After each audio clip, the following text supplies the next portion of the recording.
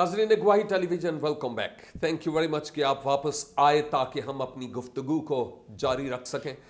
بھائی شہزاد آپ سے بڑی اچھی اور بڑی خوبصورت باتیں ہو رہی ہیں اور ہمارے جو ناظرین ہیں میں کیمرے کی آنکھ سے دیکھتا ہوں, اسکرین سے یوں لگتا ہے نکل کے دیکھ رہا ہوں کہ وہ بڑی دلچسپی سے, ہاں یہ بہن بھی, ہاں آپ بھی بڑی دلچسپی سے یہ پروگرام سن رہے اور دیکھ رہے کیونکہ آپ کو برکت مل رہی ہے. میں صرف یہ جاننا چاہوں گا کہ آپ نے ایک بڑی زبردست بات کی اور وہ بات یہ کہ آپ کو یہ خاص بوجھ ملا کہ قوموں اور امتوں کو بھی آپ خوشخبری سنا سکیں, پاکستان میں رہنے والی قوموں اور امتوں کو بھی اور قبیلوں کو بھی. اور مجھے یاد آ رہا تھا کہ مکاشفہ کی کتاب میں لکھا ہے کہ اس برے کے تخت کے سامنے قوموں اور قبیلوں سے اور تمام اہل لغت میں سے لوگ وہاں پر موجود ہوں گے. تو یہ کیسے آپ قوموں اور قبیلوں کی بات کر رہے ہیں؟ کیا آپ ان کے پاس جا رہے ہیں یا ان 10 چرچاں میں چوئی تو انہوں ویل نہیں لگ دی؟ تو یہ کیا کرتے ہوں گے آپ؟ ان چرچز کو کیسے چلاتے ہیں اور قوموں اور امتوں کے لیے بھی جاتے ہیں یا ویسے پلان بنا رہے ہیں؟ سب سے پہلی بات تو میں نے آپ کو بتائی کہ جب میں ٹیلی ویژن پر دیکھتا تھا کہ لوگ مسیحا کا انتظار کر رہے ہیں, مسیحا کے لیے تڑپ رہے ہیں, مسیحا کی ان کو خبر دینے کا بوجھ میرے اندر آیا. دوسری بات یہ کہ متی رسول کی انجیل میں 24ویں باب میں ایک بڑی خاص بات لکھی ہے کہ جب تک یہ انجیل کا پیغام, خوشخبری, بادشاہی کی خوشخبری کا پیغام ساری دنیا تک, ساری قوموں تک نہ پہنچ جائے, اس وقت تک مسیح نہیں آئے گا تاکہ ان کے لیے گواہی ہو, تب تک مسیح نہیں آئے گا. اب میرا مقصد یہ ہے, میرا جینا یہ ہے کہ مسیح آ جائے. میری خواہش یہ ہے کہ میرے جیتے جی مسیح آئے, میں انہی آنکھوں سے مسیح کو دیکھوں. اور اگر میں انہی آنکھوں سے مسیح کو دیکھنا چاہتا ہوں تو مجھے انجیل کا پیغام قوموں تک لے کے جانا ہے. یہ بوجھ کہ مسیحا آ جائے, اس کے لیے میں کام کروں. لیکن میں نے یہ کام کرنا کیسے ہے؟ میرے پاس 7 چرچز ہیں. اب 7 چرچز میں اگر میں ایک دن میں ایک عبادت کروں تو میرے پاس تو ایک بھی دن فارغ نہیں ہے. اب میں نے یہ سوچا کہ کلیسیا مسیح کا بدن, جیسا میں ہوں ویسے ہی سارے ہیں, کیونکہ خداوند یسوع مسیح نے سب کے لیے جان دی. میں جو کلیسیا سے پیار کرتا ہوں تو میں کلیسیا کو کلیسیا یا کوئی کانگریگیشن نہیں سمجھتا, میں کلیسیا کو اپنا خاندان سمجھتا ہوں. اپنا خاندان سمجھ کے میں نے کلیسیا کو یہ سکھانا شروع کر دیا کہ کلیسیا کی ذمہ داری خاندان کے ہر فرد پر ہوتی ہے. اگر آپ لوگ یہ کلیسیاں لے کر نہیں چلو گے تو خداوند کا کام, بشارت کا کام آگے نہیں بڑھے گا. پھر میں نے کلیسیا میں سے بہنوں کو, بھائیوں کو, نوجوانوں کو میسیج دینا سکھایا. اب میں نے ہر چرچ میں تقریباً بہت ساری بہنیں اور بہت سارے بھائی تیار کیے ہیں. کبھی بھی سنڈے کو میں نہ بھی جاؤں, 11 بجے عبادت ہے, میں 11:15 بجے فون کر دوں کہ میں نہیں آ رہا تو کلیسیا میں سے کوئی بھی کھڑا ہو کے میسیج دے سکتا ہے. کلیسیا کو اس قابل کیا کہ کلیسیا کو لے کر چل سکے اور کلیسیا مجھے مالی طور پر, روحانی طور پر سپورٹ کرے اور میں ان قوموں تک انجیل لے کر جا سکوں. اور اگر میں یہ سوچتا کہ اگر کلیسیا میں سے کوئی نوجوان سامنے آ گئے تو میری ویلیو ڈی گریڈ ہو جائے گی یا وہ جگہ لے لے گا, وہ میری جگہ لے لے گا, تو پھر میں آگے نکل نہیں سکتا تھا. تو کافی بالغ مسیحی ایماندار ہیں آپ کی کلیسیا میں. جی بالکل, خداوند کے فضل سے, کیونکہ میرے پاس بوجھ ہے اور خداوند میرے ساتھ ہے. خداوند میری مدد کرتے اور خداوند مجھے سمجھاتے ہیں کہ مجھے کس طرح لے کے چلنا ہے. اب کلیسیوں میں سے ایسے لوگ تیار ہو رہے ہیں جو ایونجلزم کے لیے باہر نکلنا چاہتے ہیں, کیونکہ اگر ایک بندہ ایک کلیسیا چلا رہا ہے تو باقی لوگوں کو ہم باہر بھیجیں گے, کیونکہ پاکستان میں تقریباً 465 قومیں ابھی تک ایسی ہیں جو خداوند یسوع مسیح سے ناواقف ہیں, خوشخبری کے پیغام سے ناواقف ہیں. دراصل مجھے پانی سے بڑا ڈر آتا, سمندر سے بڑا ڈر آتا, کیونکہ مجھے تیرنا نہیں آتا. ایک دفعہ میں فیصل آباد جا رہا تھا, نہر کے کنارے گاڑی چلاتا ہوا جا رہا تھا, میرے ساتھ کچھ نوجوان تھے, تو میرے اندر ایک آگ لگی ہوئی ہے کہ جو آخری شخص ہے, اس آخری شخص کو میں انجیل کا پیغام سنا رہا ہوں, آسمان سے مسیحا آ جائے اور زمین سے کلیسیا اٹھا لی جائے. اس آخری بندے کو انجیل سنانے والا میں ہوں. تو میں نے کہا کہ میں پانی سے بہت ڈرتا ہوں, سمندر سے بہت ڈرتا ہوں, نہر سے تو بہت ہی زیادہ ڈرتا ہوں کیونکہ مجھے تیرنا نہیں آتا. لیکن اگر مجھے آخری بندہ اس نہر کے اندر ڈوبتا نظر آ گیا تو میں اسی طرح گاڑی لے کر نہر میں چلا جاؤں گا تاکہ اسے انجیل کا پیغام تاکہ مسیحا آ جائے. 2 باتیں ہیں, پہلی یہ کہ مسیحا کا آنا ہو جائے, دوسری بات یہ کہ وہ دکھ اور مصیبتوں کے مارے ہوئے اس مسیحا کے بارے میں جانے جو حقیقی مسیحا ہے۔ آمین۔ تو گویا آپ نے دوسرا تیموتھیوس 2:2 کا عملی طور پر اپنی زندگی میں اطلاق کیا کہ جو باتیں تجھے مجھ سے پہنچی ہیں ان کو ایسے دیندار آدمیوں کے سپرد کر جو اوروں کو بھی سکھانے کے لائق ہوں۔ تو آپ نے اپنی کلیسیا میں لوگوں کو ٹرینڈ کیا۔ ہاں جی بالکل۔ ناظرین، جہاں تک میں سمجھتا ہوں ہمارے پاکستان میں یہ ایک بہت بڑی کمی ہے کہ ہماری جو نسل نو ہے ان کو special training, Bible study in کو اس طور پر اکوپ نہیں کیا جاتا جس طور پر وہ کیے جائیں، جیسا کہ ہم خداوند کے خادم کے وسیلہ سے سنتے ہیں۔ اگر آپ چاہتے ہیں کہ ہماری کلیسیاں مضبوط ہوں، نوجوان جو ریڑھ کی ہڈی ہیں، معمار کلیسا ہوں فار فیوچر، تو پھر لیٹس بلڈ دیم اپ اور ان کی مدد کریں تاکہ وہ اکوپ ہوں اور خداوند یسوع مسیح کا نام عزت اور جلال پائے۔ تو صاحب، اس تعلق سے میں نے گزرے دنوں میں کہیں ایک مسودہ دیکھا تھا، شاید آپ کی کوئی کتاب بھی ہے جو آپ نے لکھی ہے، اگر لکھی ہے تو کون سی ہے، کیا نام ہے اور مقصد کیا تھا لکھنے کا؟ جی کلیسیا ایک کتاب لکھی ہے، اس کتاب کا نام ہے اے کلیسیا تو کہاں ہے۔ ہاں، اور اس میں صرف کلیسیا کو یہ انکرج کیا گیا کہ کلام خدا میں اعمال پہلے باب اس کی 8ویں آیت میں لکھا ہوا ہے کہ جب روح القدس تم پر نازل ہوگا تم قوت پاؤ گے، یروشلم، یہودیہ، سامریہ اور زمین کی انتہا تک تم میرے گواہ ہو۔ آمین۔ جب میں پاکرو پا گیا تو میں سمجھتا ہوں کہ مجھے یروشلم سے شروع کر کے یعنی اپنے گھر سے شروع کر کے قوموں تک پہنچنا ہے۔ آمین۔ روح القدس حاصل کرنے کا مقصد یہ نہیں ہے کہ ہم روح القدس لے کر ایک کمرے میں بیٹھے دعا پر دعا کرتے صحیح، میں رہیں۔ سمجھ گیا۔ روح القدس نازل ہی ان پر ہوتا ہے جو گواہی دینے کے لیے تیار ہو، آمین، پریز دی یا لارڈ۔ روح القدس ملتا ہی ان کو ہے جو گواہی کے لیے تیار ہو جاتے ہیں، یا روح القدس آتا ہی گواہ تیار کرنے کے لیے۔ آمین۔ گویا گواہی روح القدس کے ہونے کا نشان ہے۔ یس، آمین، ویری گڈ، بہت اچھا۔ تو اس میں میں نے انکرج کیا ہے پاسٹرز کو، کلیسیائی ممبران کو، ہر مسیحی کو، کیونکہ کلام مقدس میں مرکز 16ویں باب میں لکھا ہوا ہے جو ایمان لائے آمین، اسی طرح سب قوموں میں جائے۔ جی ایماندار کوئی بھی ہو، جی، ہم کاہن نہیں تیار کر رہے، شریعت کے کاہن نہیں تیار کر رہے، پادری صاحب تیار نہیں کر رہے، ہم ایماندار شاگرد تیار کر رہے ہیں۔ اور شاگردوں کے لیے جو لفظ خداوند یسوع مسیح نے فرمایا وہ ہے مزدور۔ فصل پک چکی ہے، مزدور تھوڑے ہیں، آمین، یہی ہے۔ ہمیں مزدور بن کے فیلڈ میں جانا ہے۔ آمین، جی ہاں۔ تو آپ کا کیا طریقہ ہے جب آپ ان لوگوں کو جو کلیسائی حلقے سے باہر کے لوگ ہیں ان کے پاس رسائی کرنے کا کیا ذرائع ہیں، کیونکہ ہو سکتا ہے ہمارے ناظرین کے لیے وہ فائدہ مند ہوں؟ پہلے نمبر پر تو یہ میں اپنے گھر سے شروع کرتا ہوں۔ جب میں نکلتا ہوں وزٹ کے لیے، موٹر سائیکل پہ ہوتا ہوں یا گاڑی پہ ہوتا ہوں، میری کوشش ہوتی ہے کہ میں ہر کسی کو لفٹ دوں، اپنی گاڑی پر بٹھاؤں اسے۔ اچھا، جب وہ موٹر سائیکل پہ بیٹھ جائے یا گاڑی پہ میرے ساتھ بیٹھ جائے تو میں اس سے یہ پوچھتا ہوں کہ آپ مسیحا کے بارے میں جانتے ہیں؟ اگر وہ مسیحا کے بارے میں جانتے ہیں تو ان کو اور بتانے کی کوشش کرتا ہوں، یا آپ کیا جانتے ہیں؟ صحیح۔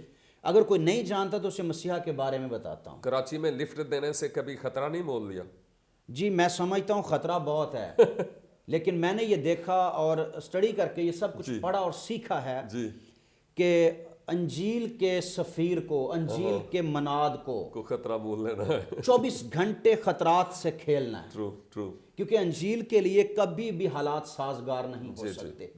اگر ہم سازگار حالات کا انتظار کرتے رہیں گے تو ہم منادی نہیں کر پائیں گے، اور بے شمار لوگ مسیحا کے بغیر مر جائیں گے۔ اسی طرح جو انجیل کی خوشخبری سنے بغیر مر گیا اس کی باز پرس ایمانداروں سے کی۔ آمین، اسی طرح حزقیل میں لکھا ہے۔ جی ہاں، تو لوگوں کو لفٹ دے دیتا ہوں، اور اگر کوئی مسیحا کے بارے میں سوال کرتا ہوں کہ آپ جانتے ہیں کہ مسیح آنے والا ہے؟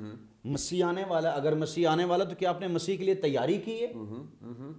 وہ کہتے ہیں نہیں، ہم نے تو تیاری نہیں کی۔ تو میں نے کہا آپ نے کبھی انجیل پڑھی ہے؟ کہتے ہیں ہاں انجیل نہیں پڑھی ہم نے۔ پھر پوچھتا ہوں آپ نے کبھی قرآن پڑھا ہے یا گیتا پڑھی ہے؟ جس مذہب سے بھی بندہ ہوتا ہے تو اس کی کتاب کے بارے میں، کیونکہ جب تک آپ مذہب کے بارے میں کوئی بھی ہو، جب تک آپ اپنے مذہب کے بارے میں اچھے طریقے سے نہیں جانتے اس وقت تک ہم دوسرے مذہب کے بارے میں جان نہیں سکتے۔ اور اگر میں کرسچن ہوں تو مجھے قرآن شریف کو پڑھنا چاہیے، کیونکہ ہم اس ملک میں رہ رہے ہیں، ہم ہاسپٹل میں، گاڑیوں میں، ہوٹل میں، ہر جگہ پر اکٹھے ملتے ہیں، اور ہمیں کم از کم ایک دوسرے کے مذہب کے بارے میں ٹھیک علم ہونا چاہیے۔ بعض اوقات ایسا ہوتا ہے کہ ہم کہتے ہیں آپ کی کتاب میں ایسا لکھا ہوا ہے، یا ہمارے چال چلن کو دیکھ کر لوگ کہتے ہیں شاید ان کی کتاب یہ اجازت دیتی ہے. فار ایگزامپل غیر قوم میں یہ جانتی ہیں کہ شراب پینا مسیحیوں کے لیے جائز ہے، اور یہ اجازت ان کو ان کی کتاب دیتی ہے. لیکن میں یہ سمجھتا ہوں کہ اگر کوئی بھی غیر قوم انجیل مقدس کو پڑھ لے تو اسے پتہ چل جائے گا کہ انجیل مقدس شراب پینے سے، شراب پینے والے سے بھی نفرت کرتی ہے. وہ یہ درس دیتی ہے کہ شراب نوشی ٹھیک نہیں ہے، شراب نوشی کرنے والا خدا کی بادشاہی میں داخل نہیں ہو سکتا. یہ ہر شخص کا اپنا عمل، اپنا فعل ہے. اس لیے میں چاہتا ہوں کہ ہم ایک دوسرے کی کتابوں کا مطالعہ کرنا چاہیے. جب میں یہ بات کہتا ہوں تو بہت سارے لوگ انجیل پڑھنے کے لیے تیار ہو جاتے ہیں، تو وہ اس بات کو قبول کرتے ہیں، چاہتے ہیں کہ ہمیں انجیل ملے، لیکن انجیل کہاں سے ملے گی؟ اس لیے میرے پاس انجیل ہے، میں اس کو انجیل گفٹ کر دیتا ہوں. صحیح. اور اس کو انجیل کو پڑھتا ہے، اگر کوئی سوال نکلتا ہے تو مجھے فون کر دیتا ہے، فون سے میں اس کو کلیئر کر دیتا ہوں. آپ نے بہت ساری چھوٹی چھوٹی میری کتابیں بھی تقریباً 200 300 کبھی کبھی اس سے بھی زیادہ لے کر گئے، کیا کیا ان کا؟ جیسے لوگوں کے سامنے ایک سوال ہے کہ یسوع مسیح خدا کا بیٹا ہے. خدا کا بیٹا تو ہے ہی نہیں، خدا کی بیوی نہیں ہے. وہ سمجھتے ہیں کہ شاید خدا کی کوئی بیوی ہے جسمانی طور پر، اس نے شادی کی، پھر اس سے بیٹا پیدا ہوا، اور مسیحی عقیدے کے مطابق ایسا نہیں. جی اسی طرح مسیحی عقیدے کے مطابق ایسا نہیں ہے. پھر جب میں آپ کی کتاب دیتا ہوں ان کو، کیا یسوع مسیح خدا کا بیٹا ہے، پھر وہ کتاب ان کو کلیئر کر دیتی ہے کہ جو مسیحی یسوع مسیح کو خدا کا بیٹا کہتے ہیں وہ اس نظریے سے نہیں کہتے. اگر کوئی مسیحی یہ کہتا ہے کہ خدا کی بیوی ہے، اس سے بیٹا پیدا ہوا ہے، تو میں یہ سمجھتا ہوں کہ دنیا میں سب سے بڑا کافر ہی وہ ہے. ہاں کیوں نہیں، بالکل اسی طرح سے ہے. واٹ اباؤٹ ریسورسز، جو آپ کے وسائل ہیں، مالی وسائل، چونکہ اتنی بڑی خدمت ہے، 10 چرچز ہیں، 7 تو آلریڈی ہیں ہی، باقیوں پر بھی کام ہو رہا ہے، اور پھر خادم بھی ہیں، اور آپ کا بھی مختلف جگہوں پر آنا جانا ہے، لٹریچر پرنٹ کرنا، لٹریچر لانا، خریدنا. تو یہ وسائل کیسے پورے ہو رہے ہیں؟ کیا کوئی ڈینامینیشن ہے یا کوئی بندہ ہے، کوئی کالا گورا جو آپ کی مدد کرتا ہو؟ نہ کوئی کالا ہے نہ گورا ہے. اچھا، کوئی بندہ نہیں ہے. خداوند ہماری مدد کرتا ہے. کلیسیاؤں میں ہم نے اس چیز کا شعور پیدا کیا ہے کہ انجیل کی منادی کرنا کلیسیا کا سب سے پہلا فرض. سیمینار ہو نہ ہو، کنونشن ہو نہ ہو، کرسمس ایسٹر کے کھانے ہو نہ ہو، پارٹیز ہو نہ ہو، انجیل کی منادی کرنا کلیسیا کا فرض ہے. اس لیے کلیسیا اپنی دائیک کی ہدیے کارڈ کے ساتھ انجیل کا ہدیہ ہر مہینے ہر خاندان الگ ضرور نکالتا. آمین. آپ کی کلیسیاؤں میں سے جتنے بھی لوگ ہیں، جتنے بھی خاندان ہیں، وہ چرچ کا خاندان ہی نہیں جو انجیل کے لیے منادی کے لیے پیسے نہیں دیتا. آمین. ہمارے چونکہ کافی ناظرین ہیں اور آپ کے اس پروگرام کے وسیلہ سے وہ کافی برکت پا رہے ہیں اور ان کو دلیری اور جرأت مل رہی ہے، کیا مومنین کلیسا کے لیے، جس میں بھلے ریورنڈز ہوں یا پاسٹر صاحبان ہیں یا پادری صاحبان ہیں، کوئی بھی مومن ایماندار، کوئی کڑوی گولی اگرچہ نگلنا تو بڑا مشکل ہوتا ہے کڑوی گولی، لیکن کوئی ایسی دینا چاہیں تاکہ جو کام نہیں ہو پا رہا وہ آئندہ کے لیے ہو پائے، کوئی 1 منٹ کے لیے؟ ہاں، اس میں سب سے بڑی بات جو میں بتانا چاہتا ہوں، جو بوجھ ہے میرے اندر، وہ یہ ہے کہ خداوند یسوع مسیح نے یوحنا کی انجیل 17ویں باب میں 3 دفعہ دعا کی. جو بات بار بار رپیٹ کی جاتی ہے اس کی بڑی اشد ضرورت محسوس کی جاتی ہے. 3 دفعہ یہ دعا کی کہ اے باپ، جس طرح میں اور تو ایک ہیں اسی طرح یہ ایک ہو جائیں تاکہ دنیا جانے کہ تو نے مجھے بھیجا ہے. آمین. خداوند یسوع مسیح کی دلی خواہش یہ ہے کہ یہ سب ایک ہو جائیں اور دنیا جانے. آمین. اور ہم نے کیا کیا؟ معذرت کے ساتھ کسی مشن، کسی پاسٹر کو ٹارگٹ نہیں کرنے لگا. ہم سب جو خادمین ہیں، ہم سب نے کیا کیا کہ مشن پرست بنا دیا اس قوم کو. ہر کوئی بندہ اپنی مشن کے گیت گاتا، اپنے پاسٹر کے گیت گاتا ہے، لیکن ہم نے ان کو قوم پرست نہیں بنایا. میرا میسیج یہ ہے پاسٹرز کے ساتھ، پاسٹرز کے لیے یہ میسیج ہے کہ آپ اپنے نوجوانوں کو، اپنی کلیسیا کو مشن پرست نہیں قوم پرست بنائیں، تاکہ ہم ایک ہو کر قوموں تک انجیل کی منادی لے. یعنی خدا پرست تو ہے ہی، لیکن اس کے ساتھ یعنی آپ قوم کے لیے، پوری قوم کے لیے بوجھ رکھنے والے. خدا پرست ہونا ہی، خدا پرست ہے تو مسیحی ہے، بالکل. لیکن قوم پرستی کی جہاں تک میں بات کرتا ہوں وہ یہ ہے کہ ایک قوم بنے جی مسیحی. ہاں یہ بات ہے جی. Catholic church of Pakistan, salvation army, یہ ڈینومینیشنز ہیں، چرچز ہیں، لیکن جب مسیحیت کی بات آتی ہے تو ہم مسیحی ہوں. بالکل. ہمارے ہاں کیا ہوتا ہے، کوئی مسیحی دوسرے مسیحی کے کام آنے کے لیے اس لیے تیار نہیں ہے کہ وہ کیتھولک ہے، ان کی عبادت میں اس لیے جانے کے لیے تیار نہیں ہے کہ وہ سلویشن آرمی والے ہیں، ان کے پادری کو اس لیے سلام کرنے کے لیے، اس سے تعلیم پانے کے لیے تیار نہیں ہے کیونکہ وہ چرچ آف پاکستان کا پادری ہے. یہ بات ہے جی. لیکن اگر ہم یہ سمجھ جائے تو بات تو ساری